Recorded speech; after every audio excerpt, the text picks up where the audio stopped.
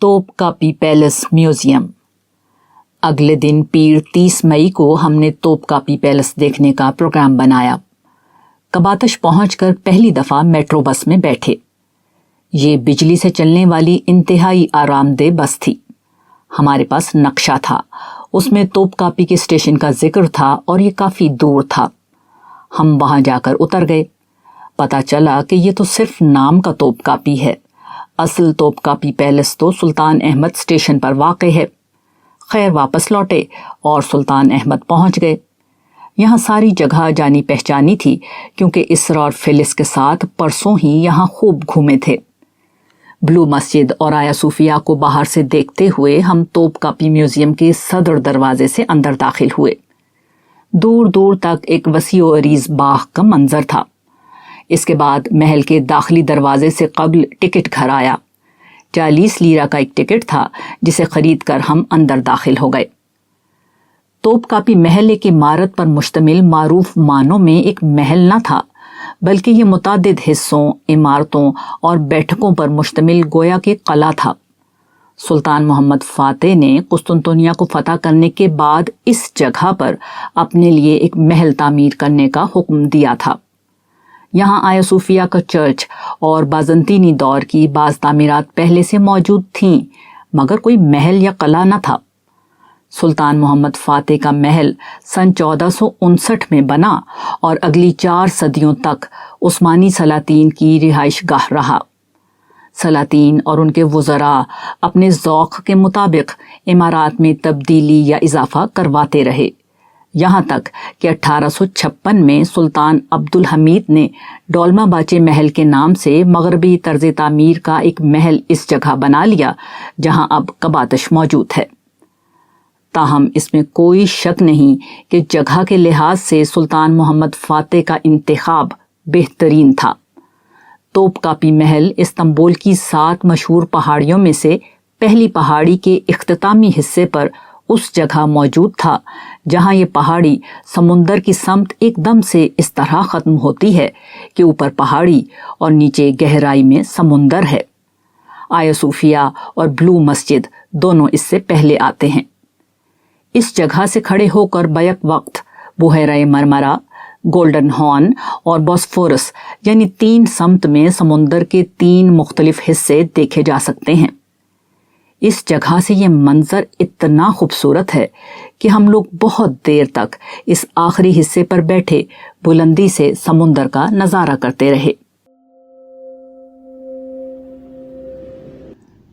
محل کا آخری حصہ اور ٹیرس۔ بادشاہ کی رہائش اور دیگر مقاصد کے لیے بنائی گئی متعدد تعمیرات اسی آخری حصے میں موجود تھیں۔ تاہم مجھے سب سے زیادہ محل کا وہ آخری حصہ پسند آیا جو پہاڑی کے سرے پر بنا ہوا تھا اور جہاں سے بحیرہ مرمرا کا دلکش منظر دیکھا جا سکتا تھا۔ یہاں ایک مسجد بنی ہوئی ہے جس میں ہم نے ظہر اور عصر کی نمازیں ادا کی۔ مسجد کی کھڑکی سے بھی سمندر کا نظارہ کیا جا سکتا ہے۔ مسجد کی دیوار سے متصل لکڑی کی نشستوں پر میں دیر تک بیٹھا رہا اور سمندر کو دیکھتا رہا۔ سچی بات ہے کہ اس جگہ نے اتنا گہرا تاثر پیدا کیا تھا کہ اس کے اثر سے میں نکل نہیں پا رہا تھا۔ کبھی انہی جگہوں سے سلطان محمد فاتح، سلطان سلیم اور سلیمان علی شان جیسے انسانی تاریخ کے طاقتور ترین حکمرانوں نے سمندر کو دیکھا ہوگا۔ کبھی اسی مقام سے خرم سلطان جیسی حسین اور چالاک عورت نے اپنی عظمت اور بڑائی کا احساس کیا ہوگا۔ کتنے ہی عظیم بادشاہ اور فاتحین اور ان کی منظور نظر خواتین حسیناؤں نے ہماری طرح ان جگہوں پر انتہائی خوبصورت شاموں کا نظارہ کیا ہوگا۔ کیسے کیسے سازشی، ذہین، حسین، طاقتور اور حوصلہ مند کردار یہاں آئے اور رخصت ہو گئے۔ میں یہاں آ کر سن ہو گیا تھا۔ ایک ٹرانس، ایک اثر تھا جس سے میں باہر نہیں آ رہا تھا۔ کتنی دیر میں مسجد میں بیٹھا یہی سوچتا رہا۔ کتنی دیر میں مسجد کے سائے میں بچھی نشست پر اسی فکر میں رہا۔ کتنی دیر میں ٹیرس کے آخر میں کھڑے ہو کر سمندر اور سامنے موجود استنبول کے حسین منظر کو اپنی آنکھوں میں سمیٹ کر ماضی، حال اور مستقبل کی کہانی سمجھنے کی کوشش کرتا رہا۔ یہ جگہ 17 صدیوں سے دنیا کے طاقتور ترین حکمرانوں کا مرکز تھی، مگر اب وہ حکمران کہاں ہیں؟ اب ان کی طاقت و قوت کہاں ہے؟ اب ان کا جاہ و جمال کہاں ہے؟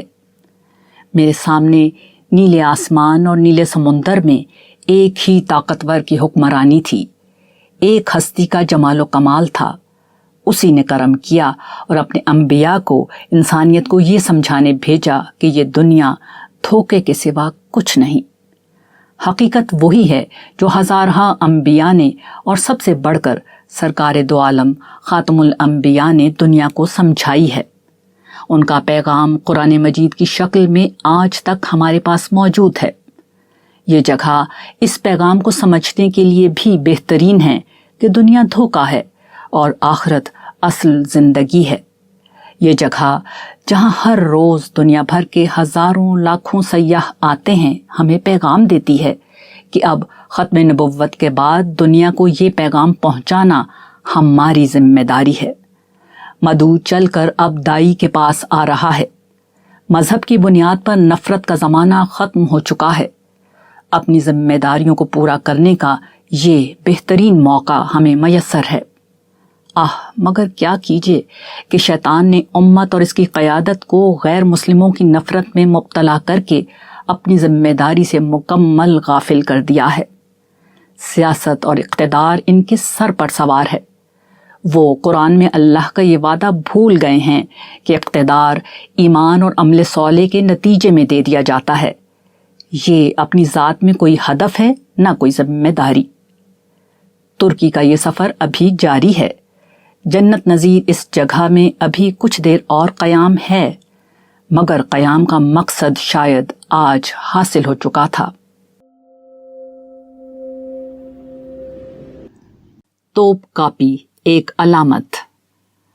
توپ کاپی صرف ایک محل کا نام نہیں ہے، یہ انسانی تاریخ کی عظیم ترین سلطنت کا نام بھی ہے جس نے 6 صدیوں تک دنیا پر راج کیا اور جس کی حکومت دنیا کے 3 بر اعظموں یورپ، ایشیا اور افریقہ میں قائم تھی۔ اس عظمت کو جاننے کے لیے عثمانی خلافت کی تاریخ کو مختصراً سمجھنا ہوگا۔ عثمانی سلطنت کا آغاز عثمان اول 1281 تا 1326 سے ہوتا ہے، جب 1299 میں انہوں نے زوال پذیر سلجوقی سلطنت سے الگ ہو کر اپنی باقاعدہ خود مختار ریاست قائم کرنے کا اعلان کیا۔ ان کا علاقہ موجودہ ترکی کے شمال مغرب میں واقع ایک چھوٹا سا شہر تھا جس کا نام اس کی شہر ہے۔ عثمانی خاندان میں پے در پے اولو العزم سلاطین پیدا ہوئے جو بتدریج سلطنت کا رقبہ بڑھاتے چلے گئے۔ عثمانیوں نے 1453 میں سلطان محمد فاتح 1432 تا 1481 کی قیادت میں قسطنطنیہ پر قبضہ کر کے بازنطینی سلطنت کا خاتمہ کر دیا۔ یوں گویا کہ وہ رومی سلطنت کے جانشین ہو گئے۔ سلطان سلیم 1465 تا 1520 کے زمانے میں مصر اور مشرق وسطیٰ پر ان کا اقتدار قائم ہوا۔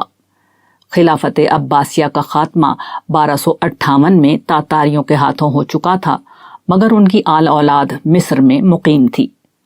سلطان سلیم نے مصر میں ان سے رسول اللہ صلی اللہ علیہ وآلہ وسلم اور دیگر انبیاء سے منسوب تبرکات حاصل کیے اور اس روحانی نسبت کے بعد خلافت کا اعلان کر دیا۔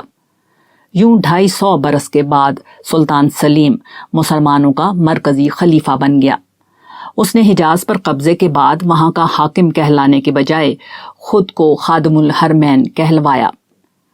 سلیم کے بیٹے 1494 تا 1566 سلیمان عالی شان کے زمانے میں عثمانیوں کا اقتدار اپنے عروج پر جا پہنچا۔ خلیج فارس سے لے کر بحیرہ روم تک، شمال میں قفقاز سے لے کر جنوب میں موجودہ الجزائر تک، مغرب میں آسٹریا سے لے کر مشرق میں ایران تک عثمانیوں کا اقتدار قائم ہو گیا۔ آج کے دور میں جنوب مشرقی یورپ، مغربی ایشیا، مشرق وسطیٰ، شمالی افریقہ اور روس کی سمت قفقاز تک کے جس علاقے میں درجنوں ممالک قائم ہیں وہ عثمانی سلطنت کا حصہ تھا۔ سیاسی، جغرافیائی، فوجی اور معاشی اعتبار سے یہ دنیا کی تاریخ کی سب سے بڑی مستحکم مرکزی سلطنت تھی۔ تاہم اس کے بعد عثمانی خلافت کو بتدریج زوال شروع ہوا۔ 19ویں صدی تک یہ زوال تیز ہو گیا اور تقریباً 6 صدیوں تک ایک طاقتور ریاست اور مسلمانوں کی مرکزی خلافت کی حیثیت قائم رکھنے کے بعد پہلی جنگ عظیم کے اختتام پر 1922 میں خلافت عثمانیہ کا خاتمہ ہو گیا۔ توپ کاپی محل کے اثرات۔ میں اس تاریخ سے مختصراً اپنی اہلیہ کو آگاہ کر رہا تھا۔ وہ ترکی کے بعض تاریخی ڈراموں کی وجہ سے کچھ نہ کچھ اس سے واقف بھی تھی۔ ہم کئی گھنٹے وہاں رکے اور وہاں در و دیوار کو دیکھتے ہوئے بڑے گہرے تاثر کا شکار ہوئے۔ ایک طرف اس محل کے ساتھ عظمت کے ایسے افسانے وابستہ تھے اور دوسری طرف محل کے خالی اور ویران در و دیوار جن میں چند لیرہ دے کر کوئی بھی جا سکتا تھا۔ ایک طرف خلافت، بادشاہت اور سلطنت کا وہ جاہ و حشم کہ ادنا گستاخی پر ایک اشارے پر کسی کا سر تن سے جدا ہو جاتا تھا، اور آج یہ حال تھا کہ لوگ اپنے پاؤں تلے عظمت کے نشانوں کو رونتے ہوئے محل کے اندر ہر طرف دندناتے پھر رہے ہیں۔ ایک طرف یہ حال تھا کہ دنیا بھر کی حسین ترین عورتوں سے بادشاہوں کا حرم بھرا رہتا تھا، اور جہاں خواجہ سرا کے علاوہ کسی مرد کا سایہ بھی نہیں جا سکتا تھا، آج اس حرم میں ہر شخص ٹکٹ خرید کر جا سکتا تھا۔ ایک وقت تھا کہ دنیا بھر کے سفیر شرف بازیابی کے منتظر رہتے تھے، اور آج دنیا بھر کے سیاح اپنی مرضی کے مطابق جہاں چاہتے اطمینان سے چلے جاتے۔ توپ کاپی محل میں پہاڑی کے کونے میں بنی مسجد کے سائے تلے بیٹھ کر میں یہ دیر تک سوچتا رہا کہ یہ دنیا، اس کی بادشاہت، اس کی رونق، اس کی لذت، اس کی شان و شوکت، اس کا مال، اس کا جمال، اس کی قوت اور اس کی طاقت کتنا بڑا دھوکہ ہے۔ ہم دونوں میاں بیوی پر یہاں آ کر گہرا اثر ہوا، تاریخی عظمت کا بھی اور اس عبرت کا بھی جو ہر طرف پھیلی ہوئی تھی۔ یہاں اس بات کا ذکر بھی مفید ہوگا کہ ایک اجنبی جب اس تاریخی عظمت سے اتنا متاثر ہوتا ہے تو اندازہ کیا جا سکتا ہے کہ ترک قوم پر اس کا کیسا اثر ہوگا۔ یہ اثر پہلی جنگ عظیم کے موقع پر پوری طرح یوں ظاہر ہوا کہ جب ترکوں کے اپنے اصل علاقے یعنی موجودہ ترکی پر قبضہ کرنے کی کوشش کی گئی تو ترکوں نے متحدہ یورپی قوت کو بھرپور شکست دی۔ یہ اثر دوبارہ اس وقت ظاہر ہوا جب سیکولر طاقتوں نے تقریباً پون صدی تک اسلام کی روح کو یہاں سے نکالنے کی کوشش کی، مگر انہیں اس میں شدید ناکامی ہوئی۔ لباس اور ثقافت کے بعض مظاہر اور آزادی کی روایت کے کچھ پہلوؤں کو چھوڑ کر ترک آج بھی انتہائی گہرے مسلمان ہیں۔ بدیع الزمان نورسی، فتح اللہ گولن اور طیب اردگان اسی اسلامی روح کے مظاہر ہیں۔ تاہم ان کے باہمی معاملات، ترکی کی موجودہ بغاوت وغیرہ پر اگر یاد رہا تو کہیں آگے چل کر بات ہوگی۔